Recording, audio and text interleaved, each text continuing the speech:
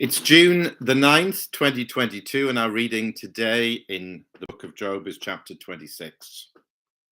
Then Job replied, "How you have helped the powerless, how you have saved the arm that is feeble. What advice you've offered to one without wisdom, and what great insight you've displayed. Who's helped you utter these words, and whose spirit spoke from your mouth? The dead are in deep anguish, those beneath the waters and all that live in them. Death is naked before God, destruction lies uncovered. He spreads out the northern skies over empty space. He suspends the earth over nothing. He wraps up the waters in his clouds, yet the clouds do not burst under their weight. He covers the face of the full moon, spreading his clouds over it. He marks out the horizon on the face of the waters for a boundary between light and darkness. The pillars of the heavens quake, aghast at his rebuke. By his power he churned up the sea. By his wisdom he cut Rahab to pieces. By his breath the skies become fair. His hand pierced the gliding serpent. And these are but the outer fringe of his works. How faint the whisper we hear of him. Who then can understand the thunder of his power? Amen. Well, this is Job's third and final reply on this occasion to Bildad and these three friends who are so famous. All we know about them, of course, is in the book of Job, and they're famous and well known for all the wrong reasons. They will just now fade away from the stage. They'll disappear, never to be heard of again, hardly. But Job now is going to respond, and now he comes to us as a teacher. Oh, yes, he's like a medical patient. Yes, he's like someone who needs counseling and therapy and help. But he's also a man of tremendous insights. And this is why he's gone through this suffering, or one of the reasons, to educate him so that he can educate us. Verses 1 to 4, first thing he needs to tell us is that there's no saving wisdom in religion. Again, he's referring to their words, how they've tried to help him and instruct him and correct him. And can you see the heavy sarcasm in these words? Because if you read it in a very flat way, you'd say, oh, well, he's complimenting them. How you've helped the powerless, how you've saved the arm that is feeble. The powerless, the feeble, the one who needs wisdom, that's him, or that's how they think of him. And they haven't helped him at all. They haven't saved his arm, his feeble arm, at all. So in fact, this is heavy sarcasm. There's a tone of voice that you would hear if you'd been there listening to them. How you've helped the powerless, how you've saved the arm that is feeble. I don't know how they would have done it back then, but you really have to understand that to understand these words. And then verse 4, who has helped you utter these words, and whose spirit spoke from your mouth? The idea that there's some kind of supernatural wisdom that's been flowing through them. Well, absolutely there wasn't. This was human logic and religious wisdom, which was actually totally lacking in wisdom and in power. No power to help, no power to save, no wisdom, no real insight, and no supernatural origin for these words. That's religion for you. Verses 1 to 4.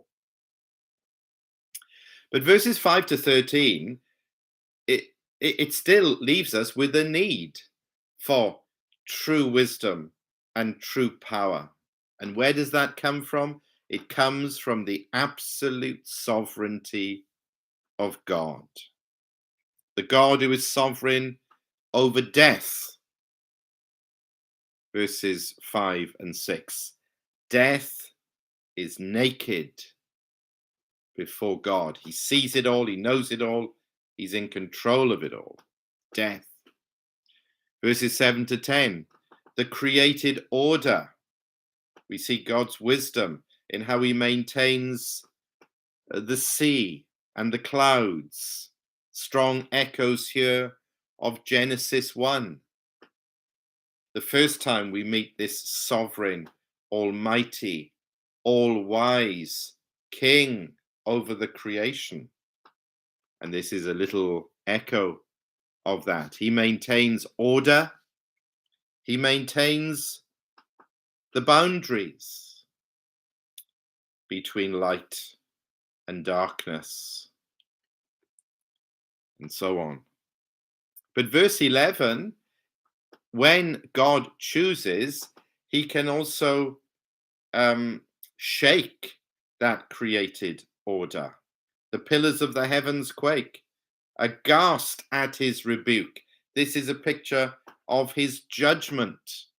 We remember that at the time of the flood. We remember that at the time of the Exodus. These things were hardly known to Job, but there are strong echoes of them as he talks about the Almighty, the absolutely sovereign Creator God. Verse 12, by his power he churned up the sea. By his wisdom he cut Rahab to pieces. This is his wisdom and his power at work. The sea, always in the Bible, is the place of chaos from which evil comes. And Rahab, I think, although this character, or this creature rather, this mythological sea creature called Rahab, like some giant monster lurking in the depths of the sea, it's mythological. It doesn't exist. It's not real. But in the minds of people, particularly sailors and people who were out at sea, they would tell stories about this. They would be terrified at the thought that Rahab would rise up and swallow them and destroy their boats, and so on and so on. This would have been part of the culture or the cultures around Job. So he calls upon this, he draws upon this. And he says, even these terrible monsters, what will God do to them? He'll cut them to pieces, his hand piercing the gliding serpent, Rahab. And verse 14, these are incredible displays of God's wisdom and power in creation, in judgment. These are just the outer fringe of his works. This is just a glimpse. God has a power and a wisdom that is even greater, even deeper than the cosmic design in the creation and the times of terrible judgment that break out when God intervenes. These things are awe-inspiring. But ultimate wisdom and power, it's crying out for something beyond this world, something from the world beyond and above us, from the heavenly world. Crying out for true words of wisdom and power, the saving word of the cross. Job 26 is crying out for 1 Corinthians chapter 1, verses 22 to 25. Jews demand miraculous signs, and Greeks look for wisdom. But we preach Christ crucified, a stumbling block to Jews and foolishness to Gentiles, but to those whom God has called, both Jews and Greeks, Christ, the power of God and the wisdom of God. For the foolishness of God is wiser than man's wisdom, and the weakness of God is stronger than man's strength.